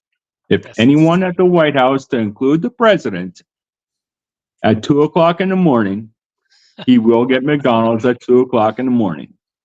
That is awesome. The one and only McDonald's on Pennsylvania Avenue that's open 24 hours a day. Ross just corrected you. He said, no, it's on 17th Street. Okay, maybe. I thought it was Pennsylvania Avenue. No, you're right. Yeah. Well, you remember that Clinton disappeared for 2 hours. Yeah, it's the one Clinton jogged to. It's what Ross has texted me in the private chat. It's the one that Clinton jogged to. And Clinton disappeared a couple times there to go get his McShake on. So McShake, yeah. I know that Ross can't say because that was his job and stuff. But how the hell do you explain losing the president and ending up at McDonald's? I mean, I've lost a lot. Obama went to Five Guys. What? I've lost a lot of things in my life, but I've never lost the president. How do you explain that to your boss? Well, you see what has happened here. Crazy though. That's just mind blowing. Like, what the hell, man? 2 o'clock in the morning. Let's go get a burger. Why not? It's awesome. Well, in their defense, they have to work on the other time zones around the world. So, I mean, it's 10:46 here. It's 10:46 a.m. on the other side of the world that we're bombing. So when we're bombing them, he's got to feed a whole staff. Why not? Give him McDonald's. Right? Give him that McFlurry. And did you know that they have a special cake? Every McDonald's has them. It's a birthday cake. You have to go and ask for it specifically, but they all stock a birthday cake for like short notice stuff. Has the clown on it. It has the clown on it.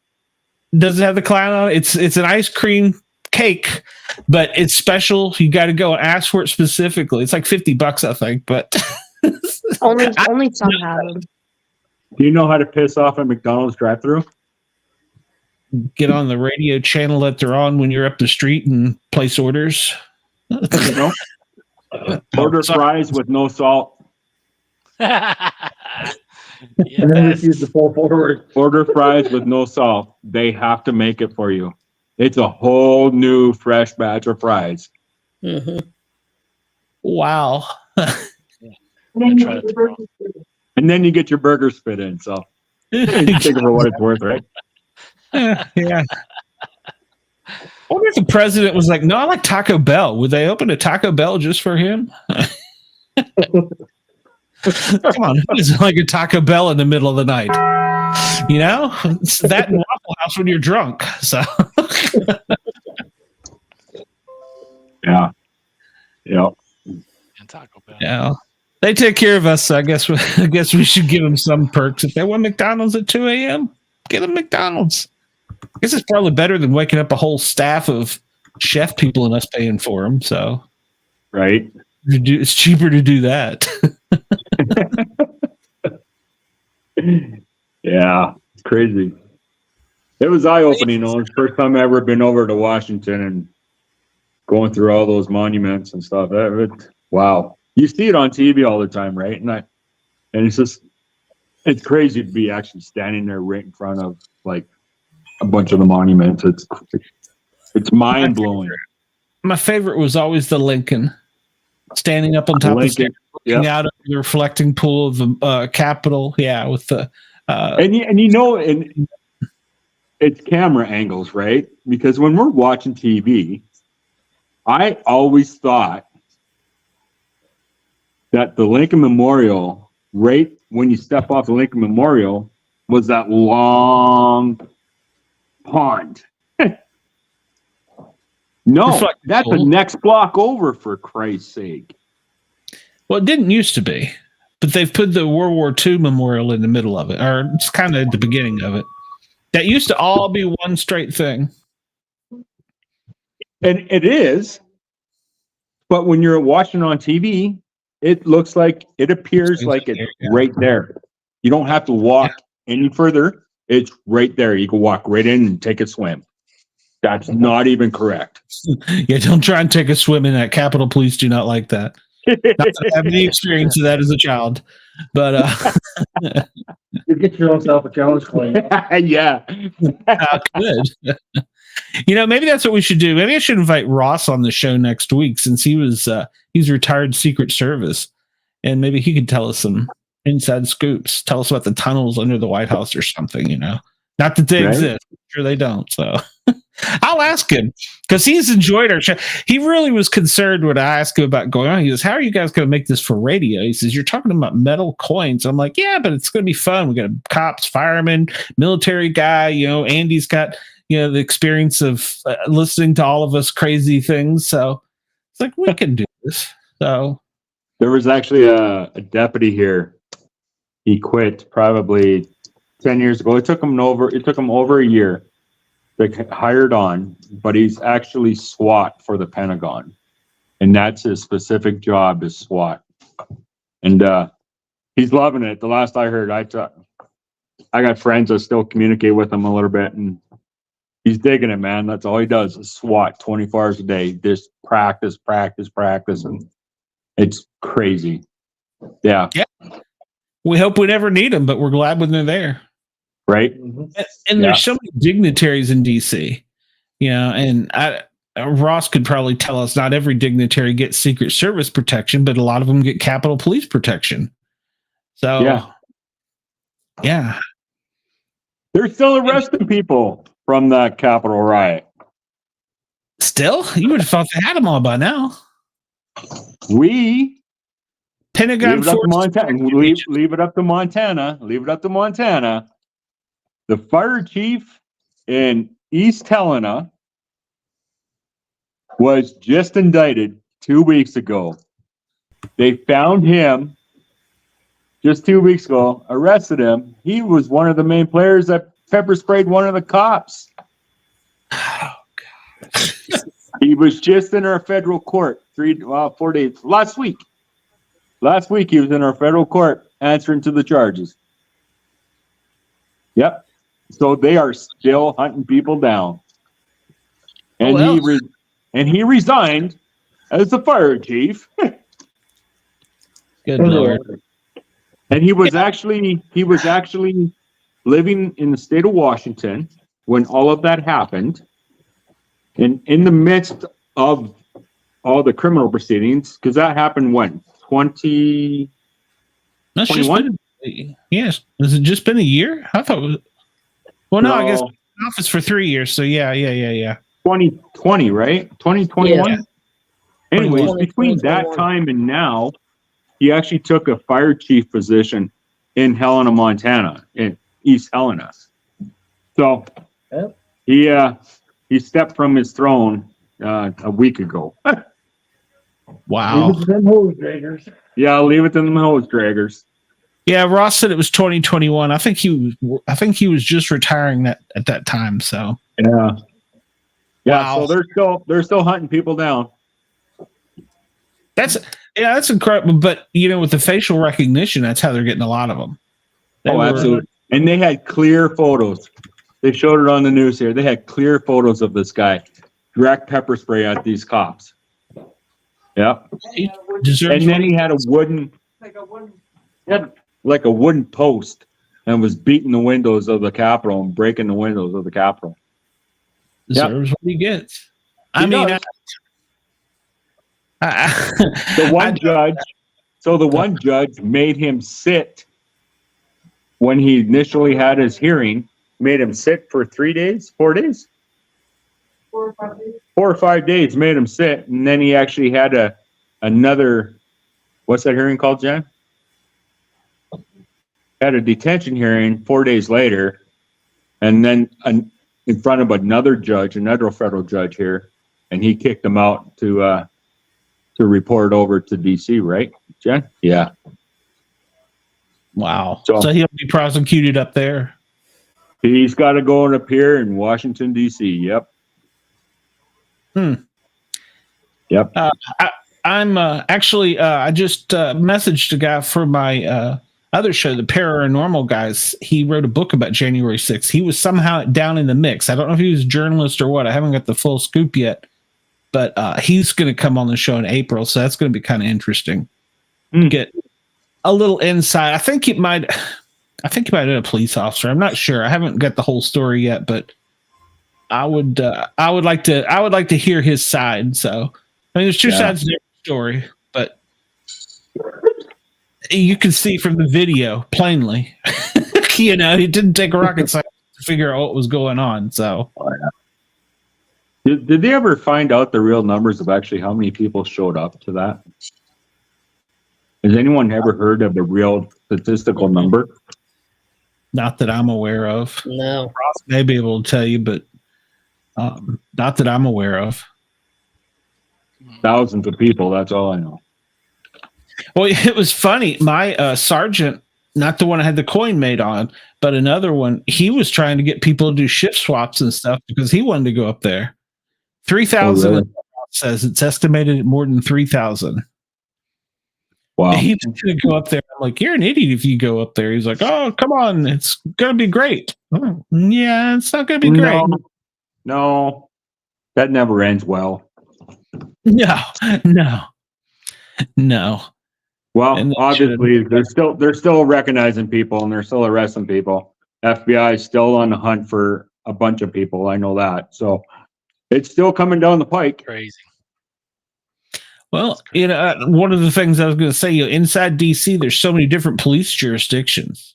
I mean, you go one block. Yeah, right. So when I was there for training, I was looking out my room window, and there was right across the street was a local gas station, and obviously that's where a lot of the cops fill up their cars.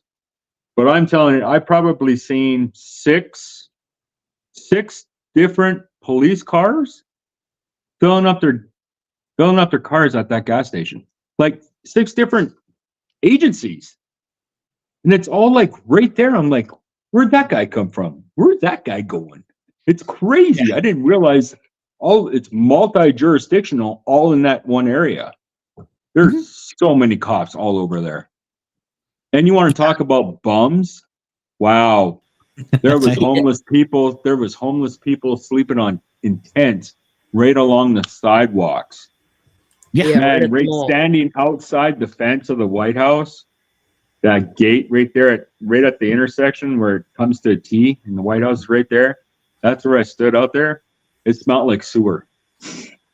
It literally smelled like sewer, and there's homeless all around that treat area. It's crazy. I got my eyes open. I'm like, wow, you don't ever see that on the news at all.